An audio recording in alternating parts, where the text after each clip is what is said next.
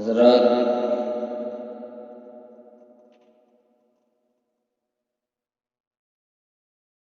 جس شخصیت کا ہمیں بڑی بے صبری کے ساتھ اور بڑی بے قراری کے ساتھ انتظار تھا، وہ شخصیت ہمارے درمیان میں جلوہ نما ہے، جو صاحب بصیرت اور صاحب وسعت نظر بھی ہے اور دور رس بھی ہے، جن کی صوفیانہ اور متنوعانہ انداز سے ہزاروں گم گشتہ راہ انسانوں کی تقدیر بدل جاتی ہے۔ یقیناً آپ کی موہنی صورت اور آپ کی خوبصورت مسکراہٹ، آپ کا انداز شیریں گفتار، اسیر دام کر دینے والا آپ کا کردار اور دلوں کو فتح کرنے والی آپ کی خوش اخلاقی و نرم مزاجی، آپ کی ہمگیر دل نوازی و ہمدردی و غمخواری درد دل کو منت گزاری پر مجبور کرتی ہے۔ آپ کا جذبہ و عمل خدا ترسی و شب بیداری کی روشنی میں نہایا ہوا، اور آپ کا روح منور علم و فضل کے پائیدار کارناموں سے مزین، اور آپ کی شخصیت شہرت و ناموری سے نفرت گناہ ہے، لیکن مخلوق کی نگاہ میں محبوب اور معشوق اور مقبول ہیں، اور شرافت و نجابت اور اصالت کے حسین گلکاریوں کے نقوش جاویداں سے مزین ہیں، جو دل و جگر کو اپنی کشت زاریوں سے کشتہ کر رہی ہیں۔ حضرات، جو شخصیت ایک طرف معصوم صورت بھی ہے، جمال نور بھی ہے، تو دوسری طرف پاکیزہ فطرت بھی ہے۔ جو شخصیت ایک طرف روزےدار، طبعدار اور بردبار بھی ہے، تو دوسری طرف چارہ ساز اور منکسر المزاج بھی ہے۔ جو ایک طرف ظرف اور جوہر و گوہر اور علم و عمل کا بحر بے قرار ہے، تو دوسری طرف فصاحت و بلاغت کا بحر دستار ہے۔ جو ایک طرف صاحب فہم و فراست اور حامل سلوک بھی ہے، تو دوسری طرف نازش ملک و ملت اور صبح فردا کی بشارت بھی ہے۔ جو شخصیت ایک طرف علم و عمل اور زہد و ورع اور اخلاص و للہیت کی جامع بھی ہے، تو دوسری طرف بلند ہمتی اور اولو العزمی کی حوصلہ ور بھی ہے۔ جو ایک طرف مثالی اخوت اور متانت و سنجیدگی کا منصہ شہود بھی ہے، تو دوسری طرف سمندر کا سکوت و صمود بھی ہے، جس کا شب و روز علم و ادب کی در و دیواروں میں اور جس کی شام و سحر میں خانہ علم و فن کی معطر فضاؤں میں اور صحبائے حرم اور چمن و گل کی عطربیز ہواؤں میں بسر ہوتا ہے، جس کے اندر شاہی کا جگر ہے، عقاب کے پرواز میں اڑنے کا حوصلہ ہے، اور باطل سے نبرد آزمائی کے لیے ایک عاشق زار اور ایک عاشق سرگردہ کا جنون بھی ہے، جس کے کلام میں سوز بھی ہے اور ساز بھی ہے، اور انسانی احساسات و خیالات کو مغناطیس کی طرح کھینچنے اور اس کو جذب کرنے کا شعور بھی ہے، اور انسانی قلوب کو فتح کرنے کا ہنر بھی ہے۔ جو بندہ مومن کو اپنا عاشق زار بنا لیتا ہے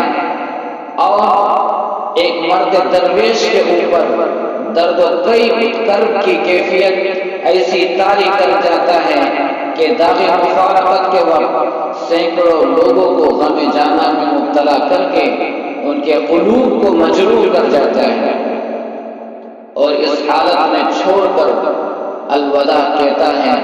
کہ آنکھیں اشکبار ہو جاتی ہیں اور دل ماتم کنا ہو جاتا ہے، ہونٹوں میں کپ کپی اور لرز طاری ہو جاتی ہیں، اور بکھرے موتی اپنی واردات قلب کی ترجمانی کرتے ہیں۔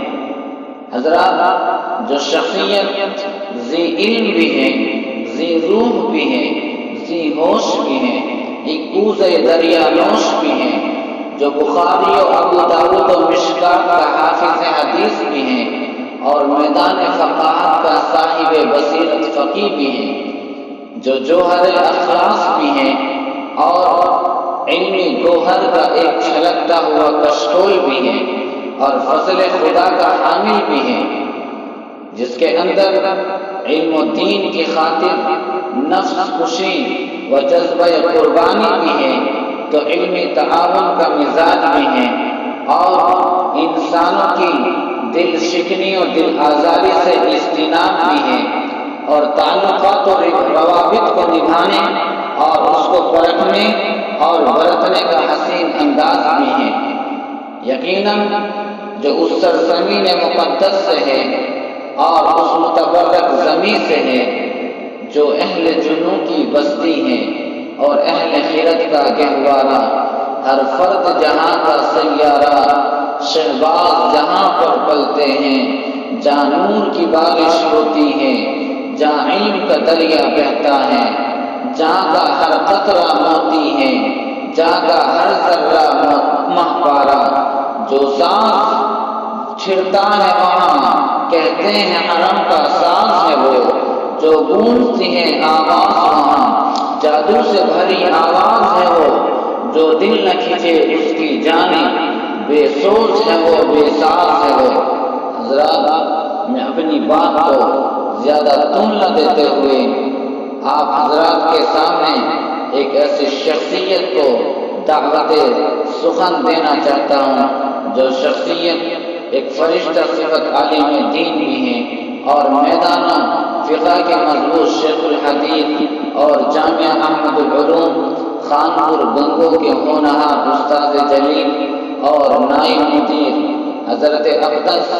مولانا مفتی محمد صابر صاحب دامت برکاتہم مدظلہ العالی کی ذات گرامی ہیں،